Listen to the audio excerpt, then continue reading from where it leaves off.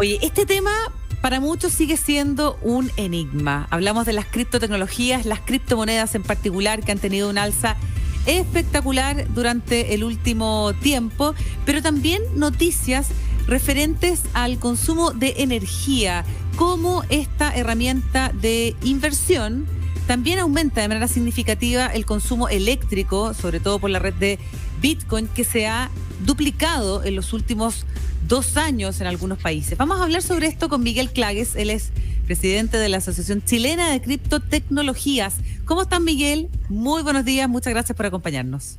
Hola, Catalina, ¿cómo están?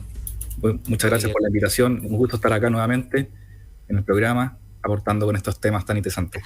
Sí, son temas muy interesantes y que muchas veces con Pato, ¿cierto, Pato? Que de repente como comentamos y decimos me cuesta demasiado entenderlo, pero también, y lo hemos conversado, sí, durante los últimos días nos ha tocado estar con gente joven, millennials, que hoy día invierten y que efectivamente invierten en criptomonedas. Ellos se aproximan hoy día al mundo de las inversiones a través de estas tecnologías que muchas veces son súper lejanas para las generaciones mayores como nosotros, Miguel. Sí, la verdad es que estas tecnologías, por fortuna, son bastante democratizadoras y permiten que cualquier persona pueda acceder a usarlas. Así que básicamente lo único que requiere es informarse un poco y perder el miedo a entrar a esta industria. Sí. Miguel, te quería preguntar si nos puedes explicar, para la gente que tiene las mismas dudas que uno, de cómo funciona este proceso de la minería de datos. ¿Cómo lo hace la gente para ir a buscar estas criptomonedas, descifrar los códigos, hacerse de la plata, y después pasamos al tema de la energía, si te parece? Sí, claro. Bueno, se le llama minería justamente porque conceptualmente es bastante similar a lo que es la minería tradicional del oro, por ejemplo, de metales preciosos, en donde tiene que haber una inversión en maquinaria, que en este caso son equipos de minería dedicados a hacer un cálculo matemático para, digamos, en el fondo procesar transacciones que están ocurriendo en determinado tiempo, revisar que tenga, digamos, la información correcta, que no sean, por ejemplo, Bitcoin duplicado, un Bitcoin falso, por ejemplo, hacer toda esa revisión, y una vez que se completa ese proceso, al cabo de 10 minutos, digamos, los mineros que están haciendo esa inversión, digamos, ese trabajo, son recompensados con nuevos bitcoins. Básicamente como encontrar la pepita de oro, básicamente, y con eso se pone en circulación y se van creando nuevos bitcoins cada 10 minutos. Básicamente esa es la analogía. Hay un proceso, lógicamente, de inversión en equipos especializados para llevar a cabo esta actividad. Y bueno, básicamente el rol principal conceptualmente es mantener la red segura. O sea, en el fondo los mineros, su objetivo final es que la red funcione y mantenerla segura funcionando. Miguel, ¿tú nos podrías contar un poquito cuáles son esos equipos especializados y después un poquito también para entender qué se necesita saber para convertirse en minero? ¿Hay que ser así como un hacker experto o cualquiera podría minar? Bueno, en teoría, emprender un proyecto de minería es casi como crear una empresa, porque básicamente es un negocio dentro del ecosistema de las criptomonedas. Entonces, en el fondo requiere hacer una inversión, informarse cómo funcionan los equipos, idealmente formar un equipo multidisciplinario que sepa, digamos, de cálculos financieros para poder optimizar los procesos. Requiere juntar como varias especialidades en el fondo y comprar estos equipos. Los equipos son como de este tamaño, no sé si se ve en pantalla, digamos, son computadores en el fondo, que uno los compra, hay diversas marcas y que se fabrican especialmente para hacer este proceso. Y básicamente, bueno, se instalan, se puede partir desde la casa, básicamente, hasta proyectos bastante grandes donde se les llama granjas de minería, donde se instalan estos equipos en bodegas y en galpones para llevar a cabo esta actividad. Ajá. Ahora, hay algunos estudios, estaba revisando acá a propósito de esta información, que da cuenta del aumento del consumo de energía, que sostienen que los mineros en China específicamente concentran hoy día el 65% de las operaciones mensuales en la red. Más abajo y mucho más abajo está Estados Unidos y Rusia. ¿Qué implicancias tiene esto para el sistema? Porque 65% es, bueno, súper significativo. Claro, básicamente la concentración de la producción minera en caso de Bitcoin está concentrada en China, básicamente porque China tiene bastantes desafíos energéticos en este caso, por ser un país grande, tiene que de alguna manera, digamos, anticiparse a una demanda que va a existir dentro de 20, 30 años más. Entonces hay distintas facilidades y subsidios para acceder a la energía en ese caso, y es bastante atractivo emprender en minería en este caso en China. El punto interesante de todo esto es que en el fondo ejemplo, los mineros de alguna manera aprovechan toda esa capacidad ociosa que no tienen, las centrales hidroeléctricas, por ejemplo, que tienen que partir con una demanda que va a existir en 20, 30 años más. Entonces, están partiendo con una capacidad ociosa que no están aprovechando, y justamente lo que hace un proyecto de minería es reducir, por ejemplo, los retornos de inversión de estos, estas producciones hidroeléctrica y aprovechando en el fondo también esa energía que se está desperdiciando porque no se está aprovechando. En el fondo, exacto, una de las máximas dentro del ecosistema es que justamente la única energía que se desperdicia es la que no se aprovecha en el fondo.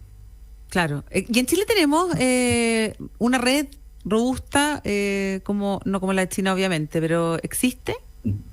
No, la verdad es que no, porque en el caso de Chile, la electricidad, la verdad es que es bastante cara. Entonces, los mineros que están operando acá en Chile, por lo general, no minan Bitcoin, salvo casos muy puntuales que tienen conectados, por ejemplo, paneles solares o algún molino, energía eólica, que capturan esa energía y que, por lo tanto, en el largo plazo les termina saliendo gratis, ¿ya? Uh-huh. Pero en el caso, por ejemplo, de conectarse directamente a la corriente, hoy en día no es rentable. Básicamente, claro, los mineros que están hoy en día están minando otras criptomonedas que tienen otro nivel de dificultad, porque ese es el otro factor en fondo, que así como distintos minerales y metales preciosos tienen distintos grados de dificultad porque en el fondo están en distintas zonas geográficas, cada criptomoneda también tiene su distinto grado de dificultad en función de la cantidad de mineros que están haciendo esa actividad. Entonces, acá en Chile, en el caso, sí hay minería, pero principalmente no es de Bitcoin, sino que está enfocada en otras criptomonedas. Sí, Miguel Clajes, presidente de la Asociación Chilena de Criptotecnologías. ¿Cuánto vale, si alguien siente que tiene estas capacidades y quisiera dedicarse a esto, cuánto tiene que invertir en los equipos y cuánto puede vivir de esto? ¿Cuánto gana? ¿Cómo se paga? ¿Quién lo paga? Sí, desconozco la cifra exacta de cuánto sale un minero. Tengo entendido que las últimas cifras que había escuchado con nuestro especialista en minería rondaban los $500, $600 por minero. Para que valga la pena, lo ideal es por lo menos invertir en un rack de minería, vale decir unos 9, 12 mineros por lo menos, para en el fondo tener algo que saque una rentabilidad dentro del tiempo. Esos $500 por minero es que uno contrata a un minero que está en cualquier parte del mundo. No, me refiero a comprar el hardware, el equipo específicamente para hacer la minería, y uno lo compra y uno es dueño de ese equipo, pues como comprarse un computador en el fondo. Y con eso uno lo tiene funcionando, lo tienes encendido, okay, y lleva a cabo el proceso de minería. Entiendo. Oye, Miguel, y la otra pregunta que era un poco hacia dónde apuntaba la Cata. Uno de los argumentos en favor de las criptomonedas es que hacía súper barato y fácil transferir plata de un país a otro, a diferencia de lo que ocurre con los bancos, que te cobran de repente $30, $50, de repente un porcentaje. Pero cuando uno considera el costo en energía, o sea, el costo social, todos los costos relacionados a este proceso, podría no ser hay algunos que dicen que podría no ser tan eficiente transferir usando criptomonedas. ¿Tienes alguna opinión? Sí, claro, efectivamente. De hecho, sigue siendo una de las mejores opciones que existen hoy en día para transferir dinero a nivel mundial. Y básicamente todos estos costos asociados al tema energético, la crítica surge porque no se tiene en consideración todavía la comparación con las alternativas tradicionales. Vale decir, hoy en día, por ejemplo, estamos teniendo menos del 0,5% aproximadamente del consumo energético mundial está dedicado a hacer minería de Bitcoin. Y básicamente es fácil criticar, el consumo energético de Bitcoin porque debido a su naturaleza transparente, es súper evidente la infraestructura, que tiene. Pero no es tan evidente, por ejemplo, la infraestructura que tiene el sistema bancario o la industria del oro. O sea, la gente simplemente, por ejemplo, cuando paga en un comercio y pasa su tarjeta por la maquinita, no tiene mucha idea sobre los servidores que están detrás, no se acuerda, por ejemplo, de las sucursales, de los cajeros automáticos, el transporte de valores, que sí tiene un consumo energético, que aun cuando estamos en pandemia, estuvieron funcionando durante todo el 2020, con luces encendidas, con papeles, impresión de documentos, etcétera, y todo eso tiene una huella de carbono.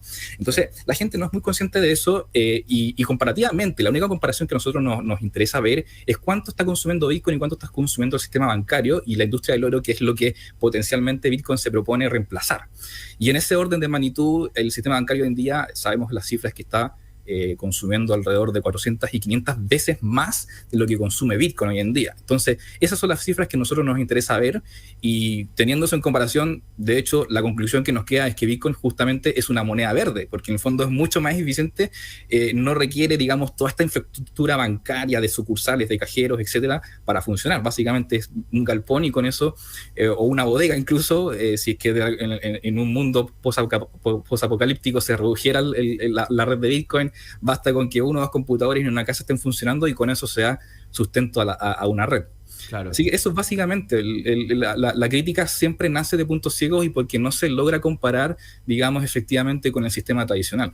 Sí. Mencionaste, Miguel, que apuntaban a reemplazar al oro. Y acá uno de los puntos más importantes de los que le gustan y le creen a las criptomonedas tiene que ver con que la oferta es limitada, que hay un algoritmo que determina, digamos, la cantidad, pero no pasa por un gobierno populista o por un banco central que quiera salir a emitir más plata. Pero el contraargumento a eso es que si bien cada criptomoneda tiene una oferta limitada, cada vez pueden seguir apareciendo más otras criptomonedas. Entonces entiendo la comparación con el oro, pero es como que acá después del oro apareciera la plata, y después el cobre, y después el níquel. Entonces, ¿cómo ves el futuro de las criptomonedas en términos de más competidores ofreciendo estas monedas en el mercado? Bueno, es bastante interesante cómo se va creando el ecosistema. Básicamente, lo que nos permite la creación de otras criptomonedas es de repente solucionar ciertas pequeñas ineficiencias que tiene Bitcoin, como por ejemplo son los pagos diarios. O sea, hoy en día, si yo quisiera pagar un café, por ejemplo, con Bitcoin, quizás me salga más cara la comisión que lo que me sale el café. Del envío de Bitcoin en el fondo. Entonces, estas criptomonedas, digamos, adicionales y que funcionan en segunda capa, digamos, por sobre Bitcoin o otras tecnologías, básicamente resuelven ese tema y permiten, por ejemplo, crear y acceder a productos financieros tradicionales, digamos, que hoy en día se están descentralizando en este mundo. O sea, básicamente es posible acceder a préstamos, a apalancamiento dentro del ecosistema de las criptomonedas, y que hoy en día en el mundo tradicional es súper difícil porque tiene ciertos requisitos, etcétera. En el mundo de las criptomonedas está apareciendo, de hecho, este concepto de las finanzas descentralizadas, donde cualquier persona puede acceder y digamos, apalancarse en productos financieros, obtener ciertas rentabilidades. Entonces está siendo bastante interesante todo este ecosistema que se está creando. No considero que compitan entre sí distintas criptomonedas, salvo casos puntuales, sino que permite que se diversifique este mundo y que justamente las mejoras que se vayan aplicando en ciertas criptomonedas, de hecho, después se van replicando en las criptomonedas más tradicionales. Súper, perfecto. Cata, no sé si tienes más preguntas. No, súper interesante el tema de las criptomonedas. De verdad que para mí te juro que muy difícil de entender. Pero sí, me ha servido bastante esta entrevista para entender un poco como el proceso, la parte del equipamiento y de los mineros, que finalmente son como los que estructuran esta red de criptotecnologías. Miguel Clagues es presidente de la Asociación Chilena de Criptotecnología. ¿Cuántos socios tienen en la asociación, Miguel?